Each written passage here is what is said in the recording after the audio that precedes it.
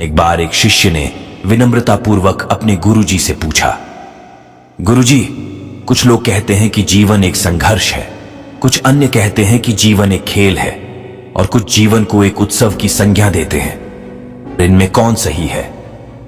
गुरुजी ने तत्काल बड़े ही धैर्यपूर्वक उत्तर दिया, पुत्र, जिन्हें गुरु नहीं मिला उनके लिए जीवन एक संघर्ष है, जिन्हें गुरु मिल गया उनका जीवन एक खेल है, और जो लोग गुरु द्वारा बताए गए मार्ग पर चलने लगते हैं, मात्र वे ही जीवन को एक उत्सव का नाम देने का साहस जुटा पाते हैं।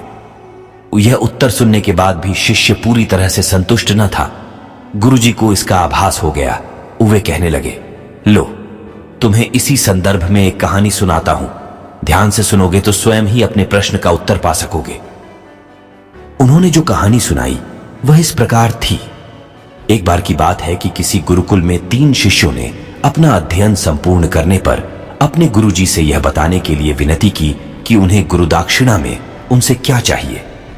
गुरुजी पहले तो मंद मंद मुस्कुराए और फिर बड़े स्नेहपूर्वक कहने लगे, मुझे तुमसे गुरुदक्षिणा में एक थैला भर के सूखी पत्तियां चाहिए, ला सकोगे?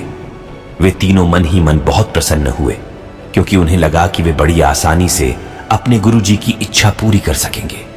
सूखी पत्तियां तो जंगल में सर्वत्र बिखरी ही रहती हैं। वे उत्साहपूर्वक एक ही स्वर में बोले, जी गुरुजी, जैसी आपकी आज्ञा।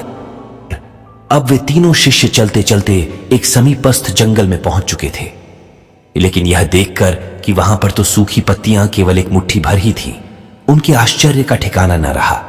वे सोच में पड़ गए कि आखिर जंगल से कौन सूखी पत्तियां उठाकर ले गया होगा।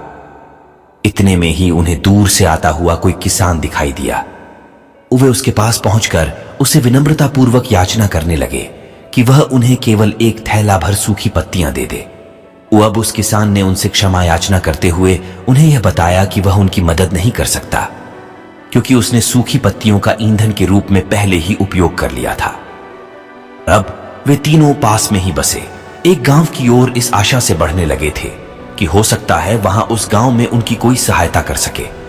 वहां पहुंचकर उन्होंने जब एक व्यापारी को देखा तो बड़ी उम्मीद से उससे एक थैला भर सूखी पत्तियां देने के लिए प्रार्थना करने लगे, लेकिन उन्हें फिर से एक बार निराशा ही हाथ आई, क्योंकि उस व्यापारी ने तो पहले ही कुछ पैसे कमाने के लिए सूखी पत्तियों के दोने बनाकर बेच दिए थे।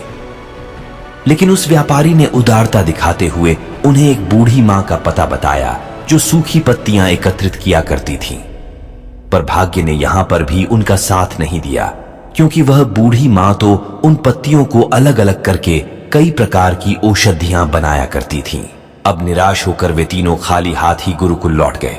गुरुजी ने उन्हें देखते ही स्नेहपूर्वक पूछा, पुत्रो, ले आए गुरुदक्षिणा? तीनों ने सर झुका लिया। गुरुजी द्वारा दोबारा पूछे जाने पर उनमें से एक शिष्य कहने लगा, गुरुदेव, हम आपकी इच्छा पूरी नहीं कर पाए। हमने सोचा था कि सूखी पत्तियां तो जंगल में सर्वत्र बिखरी ही रहती होंगी, लेकिन बड़े ही आश्चर्य की बात है कि लोग उनका भी कितनी तरह से उपयोग करते हैं। गुरुजी फिर पहले ही की तरह मुस्कुराते हुए प्रेम पूर्वक बोले, निराश क्यों होते हो? प्रसन्न हो जाओ, और यही ज्ञान की सूखी पत्तियां भी व्यर्थ नहीं हुआ करती, बल्कि उनके भी अनेक उपयोग हुआ करते हैं। मुझे गुरुदक्षिणा के रूप में दे दो। तीनों शिष्य गुरुजी को प्रणाम करके खुशी खुशी अपने अपने घर की ओर चले गए। वह शिष्य जो गुरुजी की कहानी एकाग्रचित्त होकर सुन रहा था, अचानक बड़े उत्साह से बोला, गुरुजी, अब मुझे अच्छी तरह से ज्ञात हो गया है कि आप क्या कहना चाहते हैं।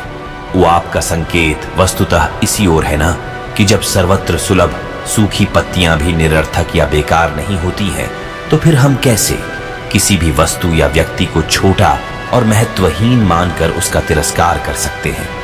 चींटी से लेकर हाथी तक और सुई से लेकर तलवार तक सभी का अपना अपना महत्व होता है। गुरुजी भी तुरंत ही बोले, हाँ पुत्र, मेरे कहने का भी यही तात्पर्य है कि हम जब भी किसी से मिलें तो उसे यथायोग्य मान देने का भरसक प्रयास करें, ताकि आपस में स्नेह, सद्भावना, सहानुभूति एवं सहिष्णुता का विस्तार होता रहे और हमारा जीवन संघर्ष के बजाय उत्सव बन सके। और दूसरे, यदि जीवन को एक खेल ही माना जाए तो बेहतर यही होगा कि हम निर्विक्षेप, स्वस्थ एवं शांत प्रतियोगिता में ही भाग लें और अपने निष्पादन तथा निर्माण को ऊंचाई के शिखर पर ले जाने का अथक प्रयास करें। अब शिष्य पूरी तरह से संतुष्ट था।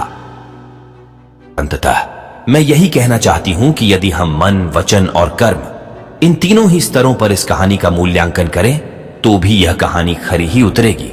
उस सब के प्रति पूर्वाग्रह से मुक्त मन वाला व्यक्ति अपने वचनों से कभी भी किसी को आहत करने का दुस्साहस नहीं करता, और उसकी यही ऊर्जा उसके पुरुषार्थ के मार्ग की समस्त बाधाओं को हर लेती है। वस्तुतः हमारे जीवन का सबसे बड़ा उत्सव पुरुषार्थ ही होता है, ऐसा विद्वानों का मत है। अगर आपको हमारी कहानी पसंद आई है तो वीडियो को लाइक करें और हां, चैनल को सब्सक्राइब जरूर करें ताकि हम जब भी नई वीडियो डालें तो सबसे पहले आपके पास पहुंचे। धन्यवाद। मिलते हैं अगली वीडियो में।